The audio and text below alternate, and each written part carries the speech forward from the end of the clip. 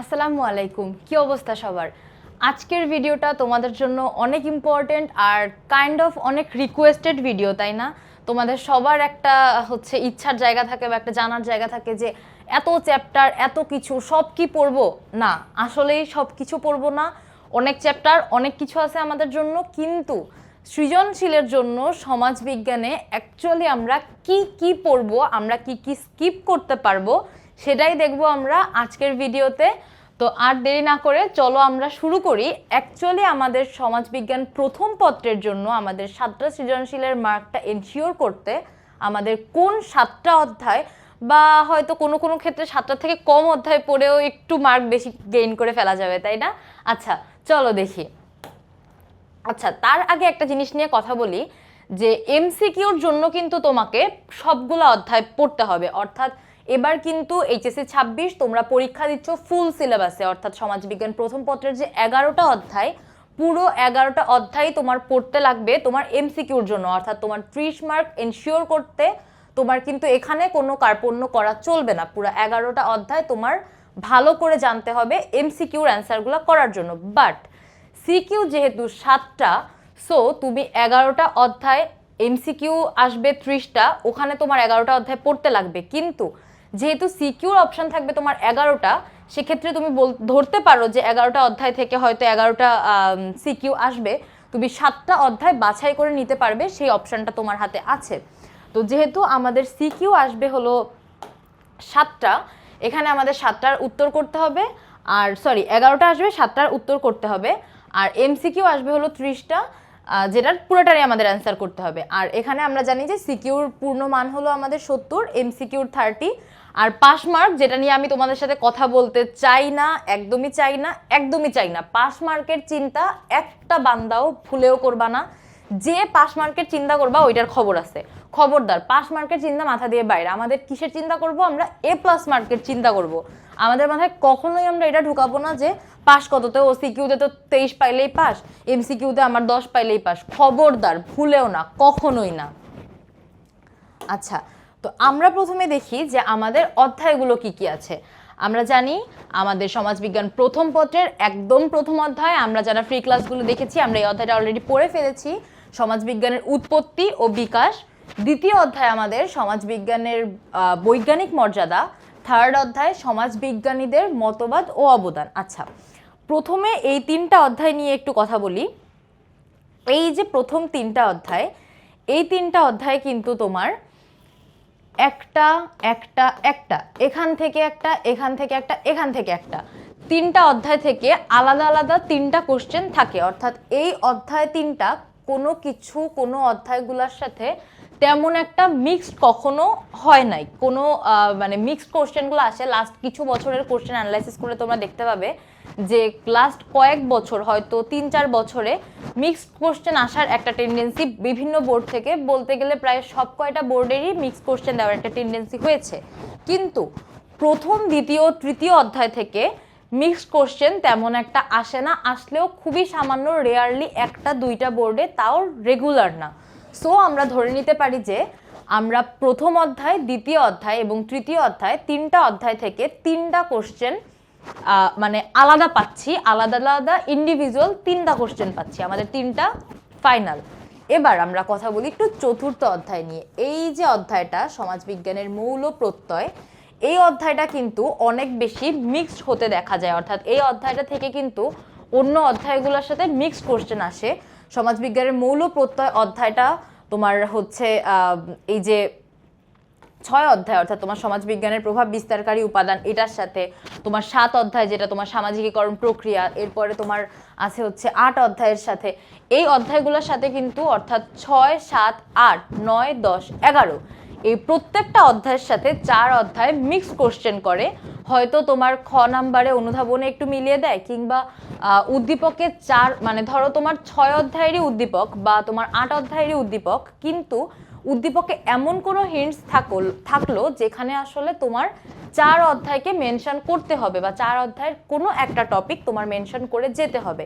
সেক্ষেত্রে ব্যাপারটা কীরকম দাঁড়াচ্ছে যে 4 অধ্যায় তোমার মিক্সড কোশ্চেন করে দিচ্ছে তোমার 6 থেকে, 7 থেকে, 8 থেকে, 9 থেকে, 10 থেকে এবং 11 থেকে, অর্থাৎ 4-এর সাথে এই কয়টা অধ্যায় কোলাবোরেট করছে।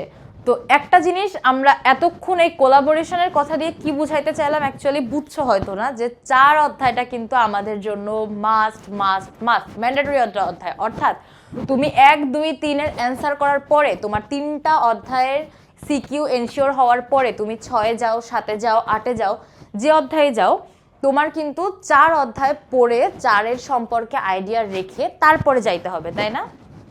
আচ্ছা, এরপরে আমরা দেখি যে বাকি অধ্যায়গুলো কি আছে। অর্থাৎ তোমার 5ম অধ্যায় আছে তোমার সামাজিক প্রতিষ্ঠান সম্পর্কে, আর 6ষ্ঠ অধ্যায় হচ্ছে সমাজ জীবনের প্রভাব বিস্তারকারী উপাদান, 7-এ আছে সামাজিকীকরণ প্রক্রিয়া, 8 অধ্যায় হলো সামাজিক স্তরবিন্যাস ও অসমতা, 9 অধ্যায় হলো তোমার সামাজিক ব্যবস্থা, 10-এ আছে বিচ্যুতিমূলক আচরণ ও অপরাধ, এবং ফাইনাল অধ্যায় 11 অধ্যায় হলো সামাজিক পরিবর্তন সম্পর্কে। সো একটা জিনিস খুবই ক্লিয়ার যে 11টা অধ্যায় এবং আমার কোশ্চেন আসছে 11টা। তো আমি যদি ডিফল্ট সিস্টেমে ধরে নেই আমার 11টা অধ্যায় থেকে আমার 11টা কোশ্চেন আসছে, সেক্ষেত্রে আমি কি করতে পারি, আমার যেহেতু 1, 2 আর 3 থেকে আমার কোশ্চেন আসছে, এটা ফাইনাল, আমি লাস্ট কিছু বছরের কোশ্চেন অ্যানালাইসিস করে আমি জানতে পারছি যে এই 3টা অধ্যায় আমার মাস্ট রিড। সো আমি মাথায় রাখলাম যে এই 3টা অধ্যায় আমি সিকিউর জন্য এমনভাবে পড়বো যেন এই অধ্যায় থেকে সিকিউ যেভাবেই দিক, ঘুরিয়ে পিছিয়ে দিক, যাই করে দিক, এই 3টা অধ্যায়ের সিকিউ আমি লিখতে পারবোই। এবং শুধু লিখলেই হবে না, এই 3টা অধ্যায়ের সিকিউতে আমি 9+ মার্ক গেইন করেই ছাড়বো। আচ্ছা, তারপরে কি বললাম? তারপরে বললাম 4র্থ অধ্যায় সম্পর্কে, যে 4র্থ অধ্যায়ে একটা ভালো আইডিয়া তোমার থাকতে হবে তোমার পরবর্তী অধ্যায়গুলো লেখার জন্য। অর্থাৎ এমনও হতে পারে 4র্থ অধ্যায় ইন্ডিভিজুয়াল একটা কোশ্চেন এসে যাচ্ছে, সেক্ষেত্রে তোমার কি হবে, যখন 4র্থ অধ্যায়ে ইন্ডিভিজুয়াল একটা কোশ্চেন এসে যাবে, অর্থাৎ মিক্সড করবে না, তখন কিন্তু তোমার এই যে মিক্স করার যে ব্যাপারটা, ওই ব্যাপারটা মাথা থেকে বের হয়ে যাবে। কিন্তু পাশাপাশি তোমার যে উপকারটা হবে, তুমি এই 3টা এনশিওরের পাশাপাশি তোমার এই আরেকটা কোশ্চেন এনশিওর হয়ে যাবে। তো কয়টা হলো আমাদের সিকিউ? 4টা। 1, 2, 3, 4 পড়লাম, 4টা অধ্যায় আমাদের ফাইনাল। এই 4টা অধ্যায় আমরা মাথায় রাখলাম যে 1, 2, 3, 4 4টা সিকিউ আমাদের ডান। এবার পরের ইসে যদি যাই, যে আমরা তারপরের ব্যাপারে একটু কথা বলি, আরও তো 3টা বাকি আমাদের, তাই না? 4টা হইলো আমাদের, হলো তোমার 4-এ 4-এ 9 করে যেটা হইলো, এতে তো আমাদের হবে না, আমাদের পাস মার্কও তুলতে হবে, এরকম কোনো কথা আমি বলি নাই। শুরুতেই বললাম পাসের কথা মাথায় রাখা যাবে না, আমাদের কি লাগবে? A+। শুধু A+ও হলে হবে না, আমাদের অনেক ভালো একটা মার্ক লাগবে, তাই না? তো তারপরে আমার সাজেশন থাকবে তোমাদের জন্য যে তোমরা 7 অধ্যায়টা লেখার চেষ্টা করবে। 7 অধ্যায় কিন্তু আমাদের একটা সহজ একটা অধ্যায়, সিকিউ লেখার জন্য আমাদের ইজি হবে, আমরা সহজে লিখতে পারবো। অর্থাৎ সামাজিকীকরণ প্রক্রিয়া, তোমরা যারা ফ্রি ক্লাস করেছো তোমরা অলরেডি জেনেছো সামাজিকীকরণ প্রক্রিয়া অধ্যায়টা কিন্তু সহজ, ছোট, এবং এই অধ্যায় থেকে সিকিউ আসলে কিন্তু আসলে লেখা সহজ হবে, অধ্যায়টা বোঝা সহজ, মানে খুব একটা প্যাচগোছ নেই, অনেক বেশি থিওরি নেই, অনেক বেশি সমাজবিজ্ঞানীদের মতবাদ নেই। সো এই অধ্যায়টা হতে পারে তোমার জন্য একটা গুড চয়েস তোমার সিকিউর আর একটা অপশনের জন্য। অর্থাৎ আমাদের কয়টা হলো? 5টা হয়ে গেল, এখনো আমাদের লিখতে লাগবে 2টো।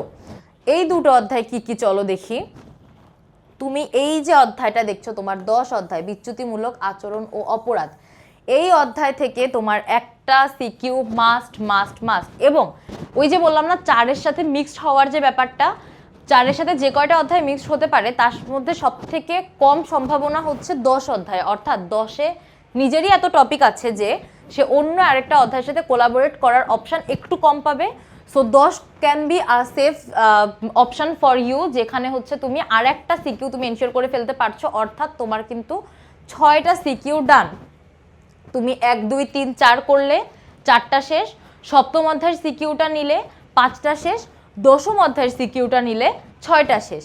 এখন তোমার অপশন থাকবে অ্যাকচুয়ালি তুমি কি করবে।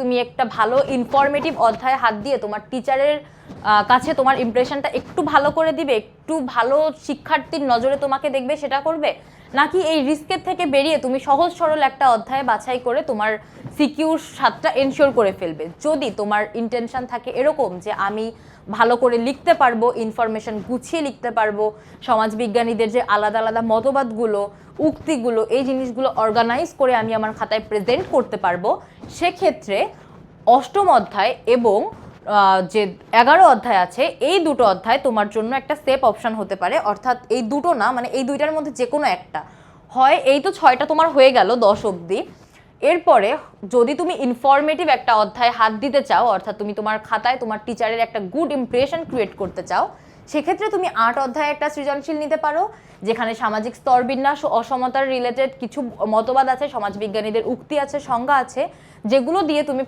তোমার সিকিউটা লিখলে একটা ভালো মার্ক তুমি ইজিলি আশা করতে পারো।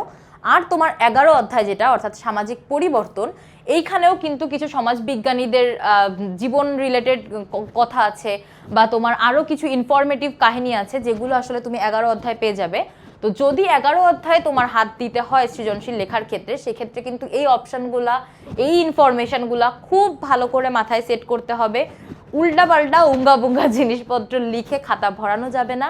যদি ইনফরমেটিভ অধ্যায় সিকিউ লেখার জন্য চয়েস করে থাকো, ইনফরমেটিভ ওয়েতেই আগাতে হবে। আর অপশন নাম্বার 2 হলো তুমি সহজ অধ্যায়ের ভিতর দিয়ে স্বাভাবিক প্রক্রিয়ায় সাবলীল ভাষায় তোমার সৃজনশীলতা প্রকাশ করে তোমার খাতাটাকে সিম্পল রাখবে, খুব ইনফরমেটিভ বানাতে গিয়ে হজবরলা গোজামিল করে ফেলবে না।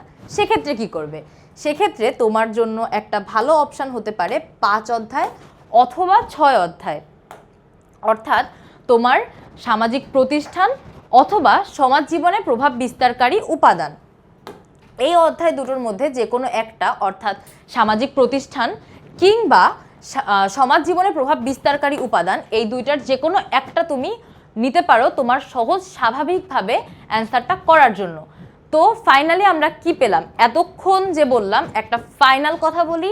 ফাইনাল একটা কথা, সেটা হলো তুমি নিচ্ছ 1, 2, 3, 4, এই 4টা অধ্যায় তুমি নিচ্ছ মাস্ট মাস্ট মাস্ট। 4টা অধ্যায়ের সিকিউ তোমার মাস্ট এবং 40 মার্ক এনশিওর, তাই না? আচ্ছা, বাকি 3টা সিকিউর জন্য আমরা অপশান দেখেছিলাম। যদি আমরা সহজ ভাষায় আগাতে চাই তাহলে আমাদের কাছে অপশান থাকবে 5 অথবা 6। যদি আমরা সহজ স্বাভাবিক সৃজনশীল সাবলীল পন্থায় এগিয়ে যেতে চাই তাহলে, আর যদি আমরা একটু ইনফরমেটিভ ওয়েতে এগিয়ে যেতে চাই তাহলে আমাদের অপশান থাকবে হচ্ছে 8 অথবা 11। এই কয়টা হলো আমাদের? এই হলো আমাদের 5টা। অর্থাৎ তুমি 1, 2, 3, 4 করে হয় 5 করবে, না হয় 6 করবে, এই গেল তোমার 5টা। অথবা তুমি 1, 2, 3, 4 করে হয় 8 করবে, না হয় 11 করবে। অর্থাৎ এদিক থেকে গেলেও তোমার 5টা, ওদিক থেকে গেলেও তোমার 5টা। আর বাকি যে দুটোর কথা বললাম সেই দুটো হচ্ছে অধ্যায় 7 আর 10। 7 করতে পারবে খুবই ইজিলি, খুবই ঠান্ডা মাথায়, একদম সাবলীলভাবে, সহজভাবে, সামাজিকীকরণ প্রক্রিয়া রিলেটেড অধ্যায়টা। আর 10 অধ্যায়ের কথাও যেখানে তোমাদের বললাম যে এই বিচ্যুতিমূলক আচরণ ও অপরাধের অধ্যায়টা থেকে একটা কোশ্চেন মাস্ট, এবং এই কোশ্চেনটা থেকে মানে এই অধ্যায়টা তোমার এত একটু এলাবোরেটেড অধ্যায় যে এটা থেকে একাই কোশ্চেন আসবে, কোনো মিক্সড কোশ্চেন এখানে তুমি না দেখতে পাওয়ার সম্ভাবনাই বেশি। সো আমাদের 11টা অধ্যায় থেকে কিন্তু 7টা সৃজনশীল এইভাবে আমরা যদি গুছিয়ে নেই, এইভাবে একটু সাজিয়ে ফেলি, আমাদের 11টা অধ্যায় পড়ার কোনোই দরকার নেই। পুরা মাথায় হাত যে সৃজনশীলের জন্য 11টা অধ্যায় পড়বো, 11টা অধ্যায় পড়বো, একদমই দরকার নেই। 11টা অধ্যায় কোনোই দরকার নাই, মাত্র 7টা অধ্যায় পড়বো, 7টা সৃজনশীলের অ্যান্সার এখান থেকে পুরোপুরি এনশিওর করে ফেলবো ইনশাল্লাহ। এইভাবে পড়াশোনা গুছিয়ে ফেললে বুঝতে পারবে কিভাবে অল্প পড়ায় বেশি মার্ক চলে আসে।